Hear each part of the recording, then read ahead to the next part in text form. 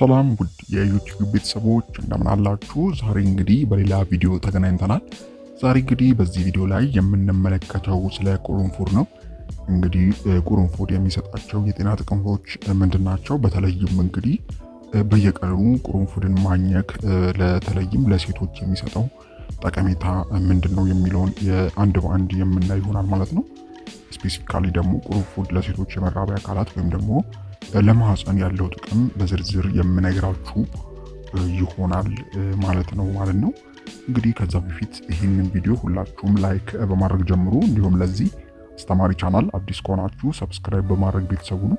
አሁን እንግዲህ በቀጥታ ወደ ጉዳይ ሳልፍ እንግዲህ ቁርንፉድ ለብዙ መቶ ዘመናት በባህላዊ ሕክምና ውስጥ ጥቅም ላይ ውሏል እና ዘመናዊ ሳይንስም አንዳንድ የጤና ጥቅሞችን እያረጋገጠ ይገኛል። እንግዲህ በውስጡ በርካታ ጠቃሚ ውህዶችን የያዘ ሲሆን ከነዚህም መካከል እንግዲህ ዩጂኖል የተባለው ንጥረ ነገር ዋነኛው ነው።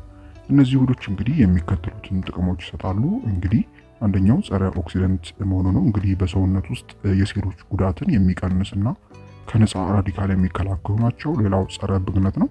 እብጠትን የሚቀንሱ ናቸው። እነዚህም በተለይም የእግርና የእጅ እብጠቶችን ለመቀነስ ወሳኝ ሚና የሚጫወቱ ናቸው ማለት ነው ጸረ ብግነት። ሌላው ጸረ ባክቴሪያና ጸረ ፈንገስ መሆኑ ነው። እንግዲህ ጎጂ ባክቴሪያዎችንና ፈንገሶችን የሚዋጉ ናቸው ማለት ነው። ሌላው የህመም ማስታገሻ መሆኑ ነው። እንግዲህ ይህም ህመምን የመቀነስ ባህሪ አላቸው ማለት ነው ቁርንፉድ። እንግዲህ የቁርንፉድ እነዚህ ባህሪያትም እንግዲህ ከሴቶች የመራቢያ አካል ጤና ጋር በተያያዘ የተለያዩ ጥቅሞችን ሊሰጡ ይችላሉ ማለት ነው።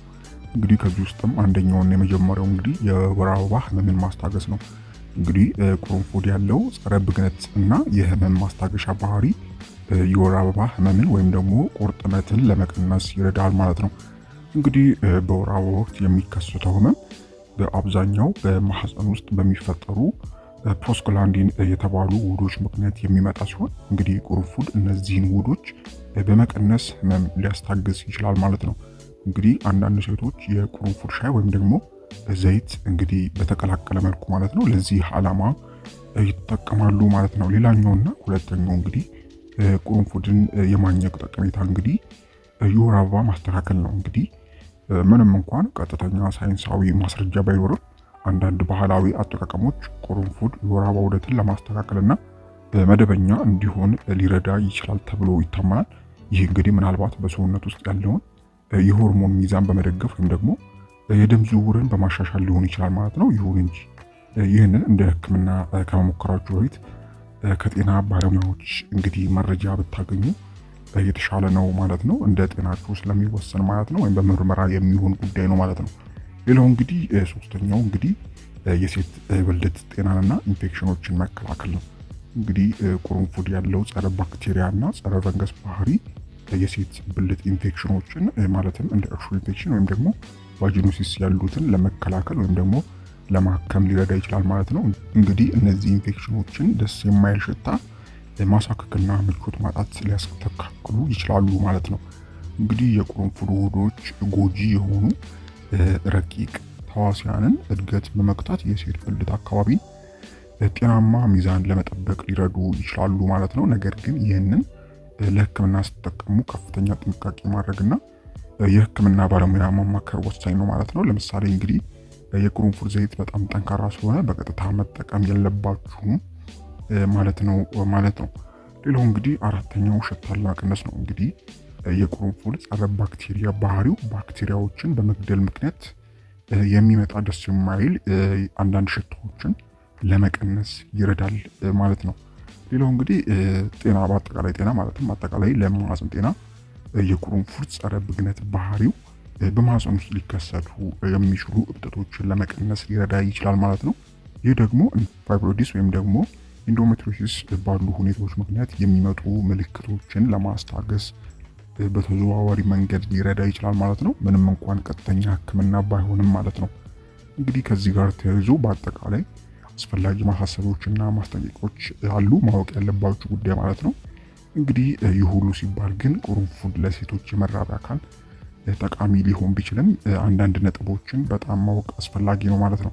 አንደኛው እንግዲህ ይሄ የህክምና ምክርን አይተካም። እንግዲህ ቁርንፉድ ማንኛውም የህክምና ሁኔታን ለማከም ወይም ደግሞ ለመፈወስ እንደ ብቸኛ መንገድ መታየት የለበትም ማለት ነው። ሌላው እንግዲህ የመራቢያ አካል ጤና ችግር ካለባችሁ ሁልጊዜም ቀዳሚ ጉዳይ ሐኪም ወይም ደግሞ የጤና ባለሙያ ማማከር ነው ማለት ነው። ሌላው እንግዲህ የአጠቃቀም መጠንና ዘዴ ነው።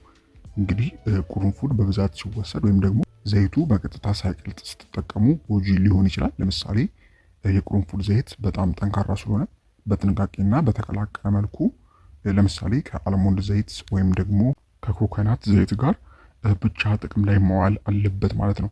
በቀጥታ በኩል እንግዲህ በብዛት መውሰድ የጉበት ጉዳት ወይም ደግሞ ሌሎች የጤና ችግሮችን ሊያስከትል ይችላል ማለት ነው። ሌላው እንግዲህ ሶስተኛው እንግዲህ እርግዝናና ጡት ማጥባት ነው።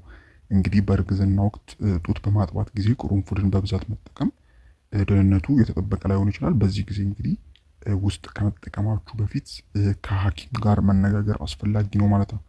ሌላው እንግዲህ የመድኃኒት መስተጋብር ነው። እንግዲህ ቁርንፉድ እንደ ደም የሚያቀጡ መድኃኒቶች ካሉ አንዳንድ መድኃኒቶች ጋር መስተጋብር ሊፈጥር ይችላል። ሌሎች መድኃኒቶችን የምትወስዱ ከሆነ እንግዲህ ቁርንፉድን በብዛት ከመጠቀማችሁ በፊት ሐኪም አሁንም ማነጋገር ይኖርባችኋል ማለት ነው። ሌላው እንግዲህ ያው የአለርጂ ምላሽ ነው። እንግዲህ ለአንዳንድ ሰዎች የአለርጂ ምላሽ ሊያስከትል ይችላል። እንደ ማሳከክ፣ ሽፍታ ወይም ደግሞ የመተንፈስ ችግር ካሉ ምልክቶች ሊታዩ ይችላሉ። ይሄም ከታዩ እንግዲህ መጠቀም ማቆምና የሕክምና እርዳታ ማግኘት አለባችሁ ማለት ነው። በአጠቃላይ እንግዲህ ቁርንፉድን በተመጣጠነ መልኩ መጠቀም እንግዲህ እንደ ቅመም ወይም እንደ ለሻይነት ሊያገለግል ደህንነቱ የጠበቀ ነው። በርካታ የጤና ጥቅሞችም ሊኖረው ይችላል ማለት ነው። ነገር ግን ለሕክምና ዓላማ ስትጠቀሙበት ከፍተኛ ጥንቃቄና ባለሙያ ማማከር አስፈላጊ ነው ማለት ነው። እንግዲህ በአጭሩ ይሄ ነው መረጃው። እንግዲህ እነዚህን መረጃዎች ግን ዝም ብላችሁ ከመተግበራችሁ በፊት ሐኪም ማማከር አስፈላጊ ነው ማለት ነው። እንደ አጠቃላይ ግን በመጠኑ መጠቀም እጅግ በጣም ደህንነቱ የተጠበቀ ነው ማለት ነው። እንግዲህ ውድ ቤተሰቦች ለዛሬ ይሄ ነበረ።